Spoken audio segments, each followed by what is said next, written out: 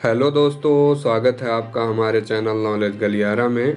दोस्तों, पूरी दुनिया में अपनी ताकत का धौंस जमाते फिर रहे अमेरिका को रूस ने एक बार फिर से ठेंगा दिखा दिया है।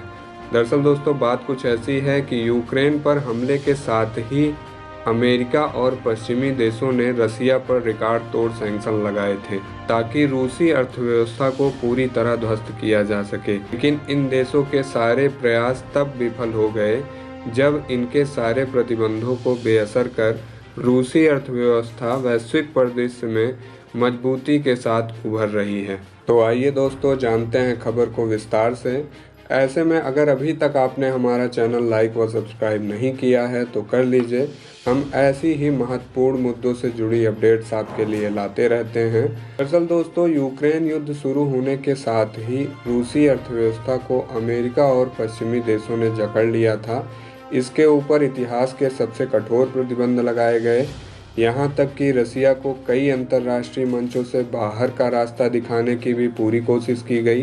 दरअसल दोस्तों, अमेरिका और पश्चिमी देश रूस को इतना कमज़ोर कर देना चाहते थे कि वो पूरी दुनिया में अलग थलग पड़ जाए, भविष्य में किसी भी देश के ऊपर आक्रमण या धमकी न दे पाए। क्या ऐसा वाकई हो पाया? तो इसका जवाब है नहीं। दरअसल दुनिया के कई एक्सपर्ट का मानना है कि पुतिन का भले ही यूक्रेन पर हमले का निर्णय गलत रहा हो, लेकिन दुनिया भर के सैंक्शन से रूसी अर्थव्यवस्था को कैसे बचाया जाए, इसकी गणना में रूसी राष्ट्रपति ने कोई गलती नहीं की है। दरअसल दोस्तों, अमेरिका की लाख कोशिशों के बावजूद भी रूसी रूबल अंतर्राष्ट्रीय मार्केट में काफ़ी मजबूती के साथ उभरा है। यहाँ तक कि रूस की करेंसी रूबल भारत की करेंसी रुपए से भी ज़्यादा मजबूत हो चुकी है। दोस्तों, अगर अप्रैल लास्ट तक की बात करें तो डॉलर के मुकाबले रुपए की वैल्यू 76.51 के लगभग थी, जबकि रूबल की वैल्यू 71.47 थी। यानी समझ सकते हैं कि भारतीय रुपए के मुकाबले रूसी करेंसी ज़्यादा मजबूत थी। ऐसे में गौर करने वाली बात यह भी है कि भारत पर अभी कोई सैंक्शन नहीं लगे हैं और उसकी अर्थव्यवस्था भी काफ़ी तेज़ी से आगे बढ़ रही है।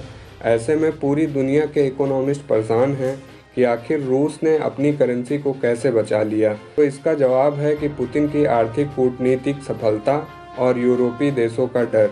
दरअसल दोस्तों, रूस ने अपने तेल खरीदार देशों से साफ कह दिया था कि डॉलर या यूरो के बजाय वह सिर्फ रूबल में ही रूस से व्यापार कर सकते हैं, और तब डॉलर के मुकाबले रूबल काफ़ी सस्ता भी हो गया था। तो यूरोपीय देशों ने इस मौके का जमकर फ़ायदा उठाया।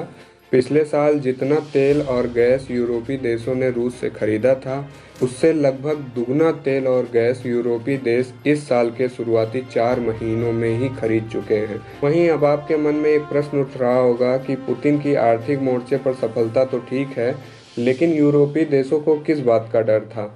दरअसल दोस्तों, रूस के सरकारी अखबार राष्ट्रपति पुतिन और वहां के विदेश मंत्री लगातार विश्व युद्ध और परमाणु युद्ध शुरू होने की धमकियां दे रहे हैं, जिससे रूस से तेल और गैस खरीद रहे ज़्यादातर देशों में अपने ऊर्जा भंडार को जल्द भर लेने की होड़ मच गई। इसके सबसे बड़े उदाहरण के रूप में आप जर्मनी को देख सकते हैं, और उसका कहीं ना कहीं यह डर है कि अगर विश्व युद्ध जैसे हालात बनते हैं और इस पाइपलाइन को उड़ा दिया जाता है या रूस जर्मनी की सप्लाई को कहीं ना कहीं रोक देता है, तो जर्मनी में इससे बड़ा ऊर्जा संकट पैदा हो जाएगा। और यही हाल चीन और अन्य यूरोपीय देशों का भी है। वहीं दोस्तों, रूस ने यूरोपीय देशों में इस बात का डर बनाने के लिए पोलैंड की गैस सप्लाई पर रोक लगा दी, जिससे पोलैंड में बड़ा ऊर्जा संकट पैदा हो गया है। दोस्तों, रूस के इस कदम से यूरोपियन देशों में और डर फैल गया, जिसका सीधा फायदा रूस को हो रहा है।